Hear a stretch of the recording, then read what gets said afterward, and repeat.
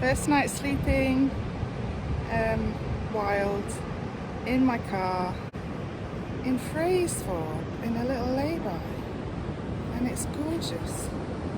And here I am this morning on the beach. Wild camping in my car was such great fun that I just jumped in and bought a van. I loved her colour, I loved her shape, I loved that she had lots of windows so I would be able to have such lovely views. She was short enough that I could park her easily.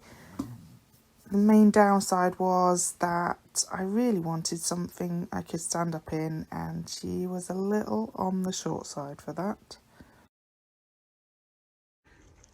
Hi, I'm Judy, and this is my new van, soon to be camper van.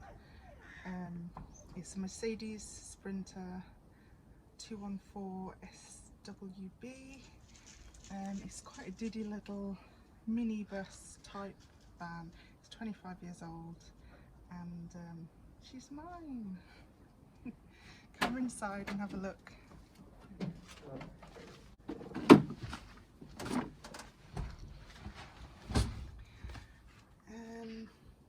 This is the cab area. It's pretty standard. She's got a weird automatic transmission, and this petrol engine. And the reason there's a big gap in between the seats is because there's no side doors, which makes her a bit different. No air conditioning, so she's got a little roof light over the cab as well, to allow extra ventilation. And come and have a look at the back. There's opening windows on both sides, which might need a bit of resealing and a bit of work. And then a bit messed up on the carpet side. I've got panels that go on the back door, and quite a lot of space really. I think she's just slightly too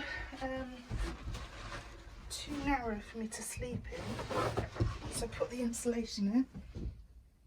Yeah, maybe just slightly, but I think I'm planning to have somewhere to sit and work, so that I can look out of the window at this end that converts to a bed, and then at the back end a small area for a kitchen where I can open the doors and cook outside mainly. So yeah, this is her in her original state, a bit of a mess, and I'll try and keep you updated on progress. Can't stand up in her, but I might change that as well by having a roof light put in so that I can have a bubble. But we'll see how it goes. No fixed plans as yet. So now the tour's over, I'm just cracking on with stripping out as much as I can of the carpet and wood, and yeah, see what she's like underneath. Okay, the keys don't work to lock the van. So at the moment we've parked on the drive with a car behind, but I've also bought one of these. It's kind of like Thor's hammer. That might be useful at some point, but this is going over the steering wheel.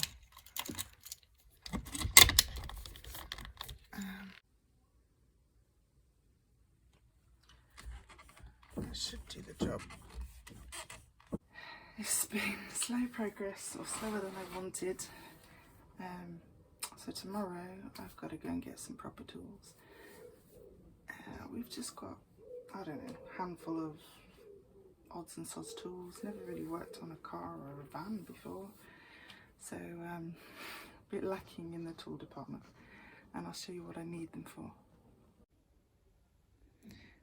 Because the van was used as a disability transport vehicle, it's got all these panels on the floor and these bolts and gubbins that all need to be taken up before I can lift up the carpet.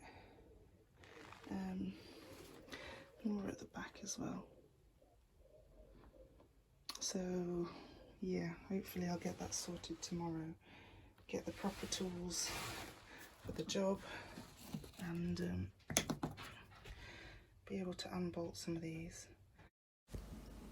I got some tools, but the bolts were really rusty underneath, so I was struggling to get them out and decided to just rip up the carpet instead.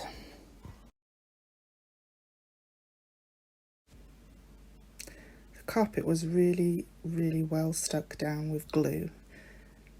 It took a lot of pulling and heave-hoing to get the carpet out. Yeah, it might look funny, but I was putting all of my weight on this carpet to try and peel it back, and not very successfully. Not only that, all of the walls of the van also had a lot of the leftover glue residue from the carpet all over it. So I was kind of like wondering how I was going to get that off too.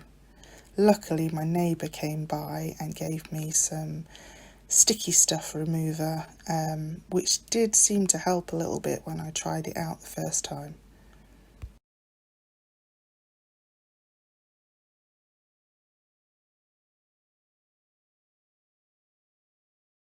Okay, so yesterday I took up the carpet and now I'm trying to get the floor panel up.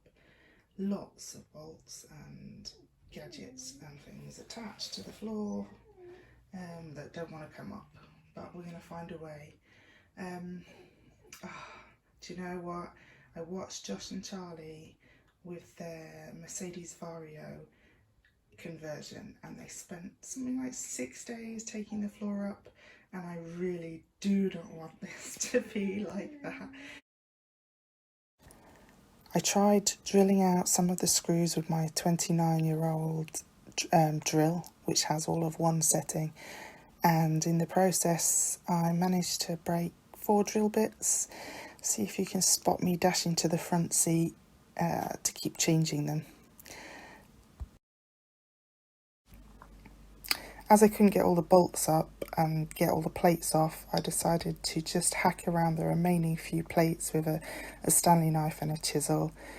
It was a bit exhausting and not really an ideal way of taking the floor out, but I did think it might help then get the bolts out by making the plates a bit looser. I was wrong about that. It didn't really help make the bolts looser at all. Really, it made it more difficult for me, but it's a learning curve and I got there in the end, and you'll see that in the next video. I spent the whole weekend trying to get the wooden floor up.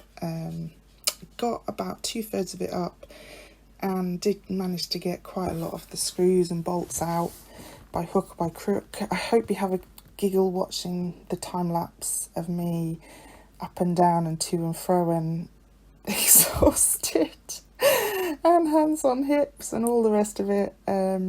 Yeah, next week I go to Norwich to show the van to my family for the first time, so it was a bit of an adventure too, I'm not gonna lie, a few mishaps on the way. So maybe if you'd like to see that too, you could click subscribe. I'm not very good at the editing, so it might take me a little while to get the next video out, but I'm getting better at the videos and editing as I go along, so hopefully things will speed up a bit from here on. Thanks very much for watching. The last little clip is me cutting my hand and giving up, so just warning if you don't like seeing blood. Yeah, take care, and hopefully yeah, you'll see me again soon. Thanks, bye.